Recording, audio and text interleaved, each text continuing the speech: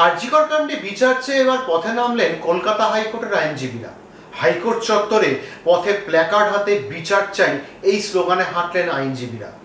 RG Kar medical college ও হাসপাতালে চিকিৎসক পড়ুয়াকে ধর্ষণ ও খুনের মামলায় তৎক্ষণাৎ সিবিআই তদন্তের নির্দেশ দিয়েছিল হাইকোর্ট।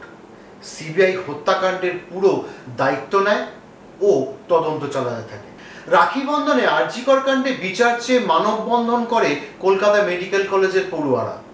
এদিন সকালে হাতে রাখি পরে মানববন্ধন করে প্রতিবাদ দেখান চিকিৎসক পড়ুয়ারা। ওই সময় তিলোত্তমার বন্ধুরা তার পাশে সব সময় ছিল।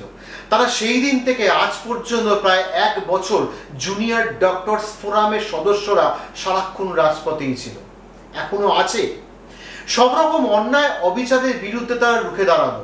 ওই ফোরামের ছাতার তলায় সমস্ত মেডিকেল কলেজের ছাত্রছাত্রীরা এসে দাঁড়ালো। ধীরে ধীরে দেবাশিস, অনিকেত, আশফাকুল্লাহ এই নামগুলি সবার মুখে মুখে ঘুরে বেড়াতে লাগলো। তিলোত্তমা, তোমার এই বন্ধুরা এখনো রাজপথেই আছে।